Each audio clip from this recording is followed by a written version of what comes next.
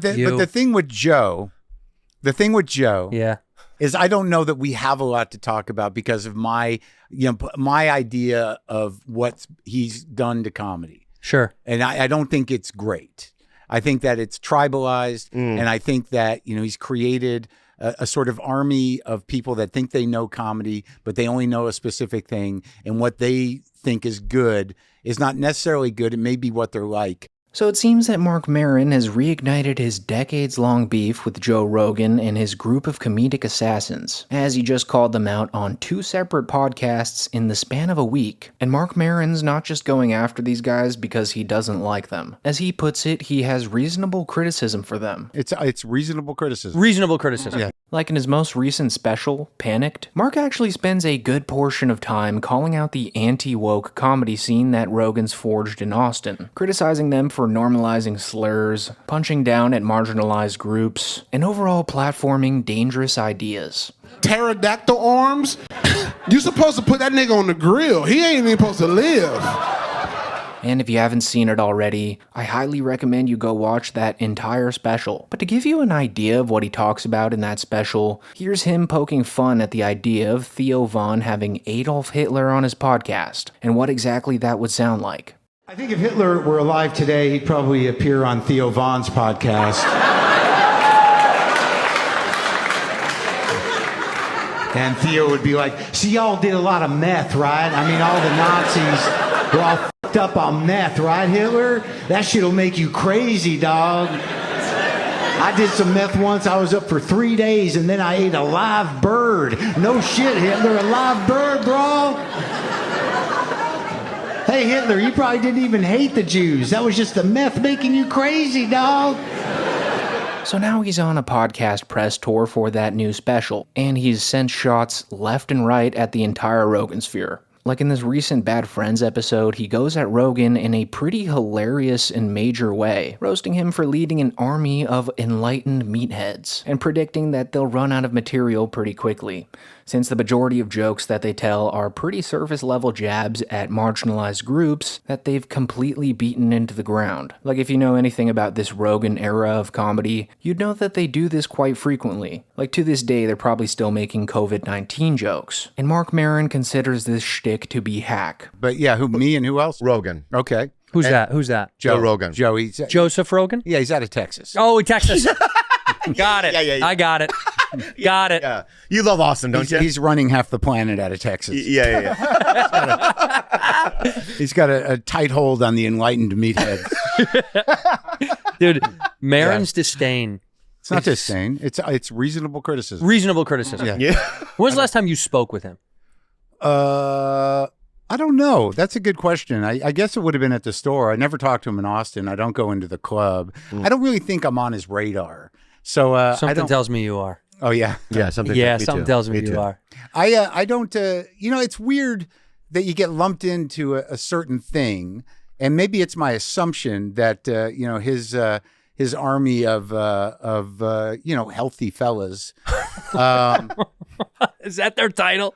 Army of Healthy Fellas is so good. No, you just got to, got to stay in, keep the machine. The machine's got to be good. Yeah. That's a shot at Bert. Go ahead. What do you think the Austin shelf life is going to be? Well, I don't know. Like, I think that it's so effectively tribalized at this point. It really comes down to material. I mean, at what point, it's like whatever they represented in terms of policy. And it's not a stretch. It's like they won. Trans people are frightened. They have no ability to get health care anymore. And they're afraid of being alive and have no freedom left. So that's done.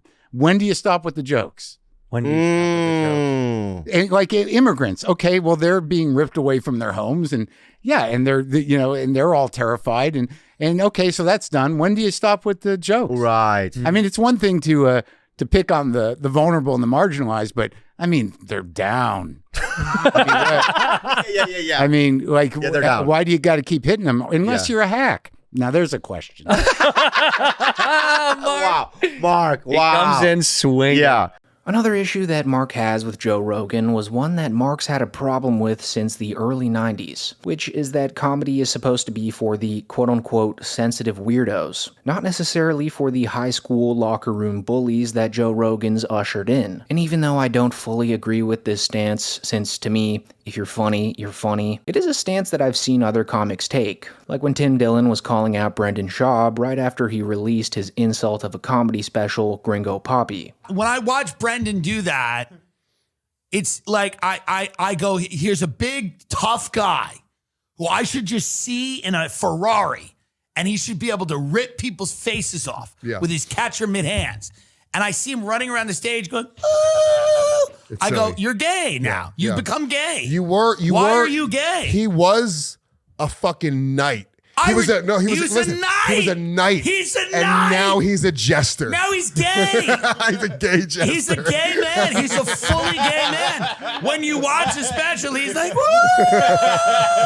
So Marc's main issue with this is that the weirdo alt comics have sort of been pushed to the side in recent times. And when Marc brings this point up to Bobby Lee, he actually gets him to join in on trashing Austin comics, which was just great to see. That's a problem. Yeah. So, and the bigger problem about what you're saying, is I think we all still do exist, but the nature of the comedy business is fragmented and some of it's tribalized. But there used to be a lot more weirdos around who were kind of exciting and interesting and took it a different place. I would argue with just talky talk comedy, there's not that many people bringing it to a different place, dude. Right. Well, there is some good ones that, like, I think that kid Casey Rocket's really entertaining and fun and different and unique. I think they're there, right? Yeah. I think the problem is there's so much sludge, there's so much shit, there's way more noise than we've ever fucking seen. Yeah. So it's hard to appreciate or even care because all that's really being shown is kind of the constant, like, give it to him, give it to him, give it to him, give it to him. So I get it. I'm tired of the attitude. I thought you were going to say violence in this country. No. I'm tired. They come up back to LA. One guy, I want to name his name, and go, oh, you seem like you're thriving. And he goes, I'm killing it. Killing it. You know what I mean? And I'm like, whoa, dude. You moved out because you couldn't survive here. Yeah. This is a different... It's an animal. It's an animal. Well, I think the weirdos you're referring to, by the way, were birthed, and I defend this till I'm fucking blue in the face, were birthed at the Comedy Store. Yeah. And I think I always push, I was like, people don't know that about the store. They think they hear this like corporate bro, and that happens internally in LA a lot too, where they're like, the store is a fucking, whatever, sellout factory of fucking bro comics. Because Not anymore. No, but there was a wash of it that came through, and I think... Yeah, Joe, they moved to Austin. But And real quick here, just based on the voice inflection that Bobby was doing there, I'm almost certain that he was talking about Tony Hinchcliffe. I mean, it's 100% something Tony would say, too. Oh, you seem like you're thriving. And he goes, I'm killing it. So yeah, just an all-around hilarious episode of Bad Friends that I highly suggest you go watch the entire episode of. One thing that this podcast was missing, though, was the larger, more political reasons that Marc Maron called out right-wing podcasters in his special for. But luckily for us, he actually explained it in detail in the Vulture podcast he did nearly 10 days ago, calling out Joe Rogan and Tony Hinchcliffe by name, which even if you don't agree with anything Maron says, you have to respect the fact that he calls them out by name here, as most comics are too afraid to seriously go after Joe Rogan in this sort of fashion.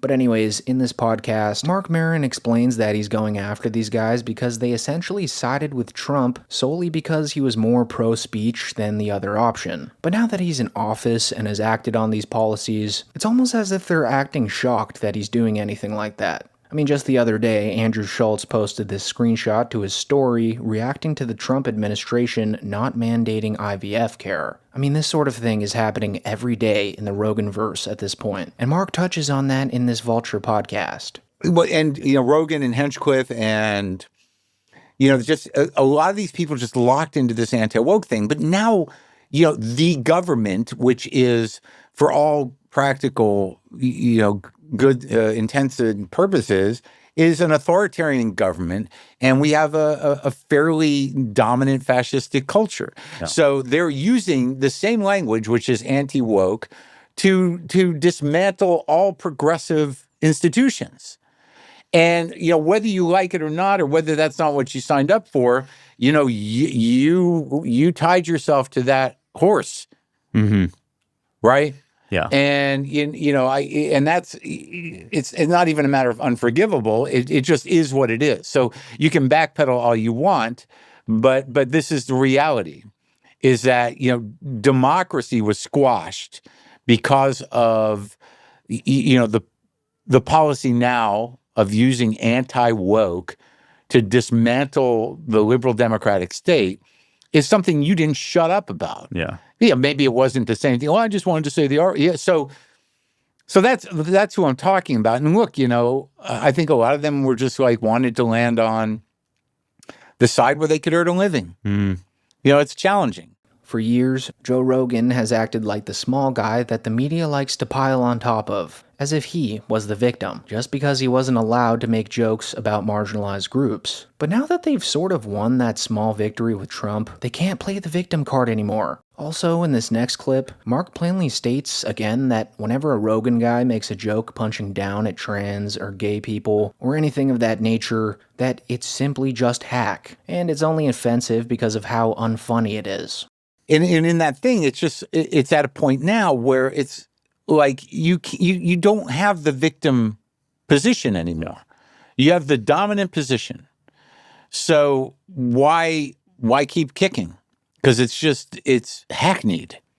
That, you walk through a comedy club, or you go to some in certain cities where it's like there's a prerequisite to do a trans joke. There's a prerequisite to do an R-word joke. There's a prerequisite to push the edge in a very non-risky way. Yeah. To not push a boundary, but act like you are. And act like your voice is somehow dangerous. Yeah. There's nothing less dangerous. It's boring. Yeah. To say what people want you to say is not doing it. You're not transgressing. Those particular people. Yeah. So pretty much for years, everyone thought that Marc Maron hated Joe Rogan and was just jealous of him. Because up until now, most of his critiques for Rogan were pretty surface level. Like he resented Rogan's athletic background, his overwhelming success, and had an ongoing podcast rivalry with him. Rogan was almost like the more popular version of Maron. And Maron actually confronted Joe on these very issues all the way back in 2011, which at the time felt as if Marc were simply just jealous of Joe. When I first saw you, I had this problem with guys who were, athletically oriented or had some sort of athletic nature about them before they came into comedy. And I remember that you and Kevin Flynn, he was like a soccer guy. Yeah. And you were a kickboxing champion. And there was part of me that was like, this is not for them. This is not their world. Why are they here? Why don't they stay in their competitive world? Oh, that's silly.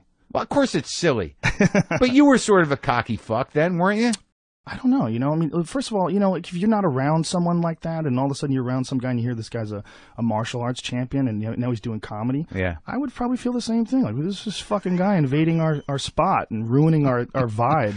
In this podcast, Marc also admitted that he felt that Joe doing Fear Factor disqualified him from being a comedy authority, implying that doing a show so out of sync with thoughtful or serious comedy should have knocked Rogan off any moral or artistic high ground. That your television career, not news radio particularly, but Fear Factor was antithetical to, who you are now. And that I thought it was hard for me to accept that you were able to stand in a position of judgment of what comedy is or isn't, having done Fear Factor and the impact it had on the comedy business and television. That's an interesting angle, and I gotta think that angle's got to be coming from some weird animosity that you might have had to me already before this. Because, first of all, how many sitcom writers are really comics? It's very few. Well, they all. How many people? A lot of them started as comics. I'm just saying in comedy in general. You can't say that that's taking away jobs because it's an economic issue. And if I wasn't hosting it, someone else would have hosted it. So after that 2011 interview,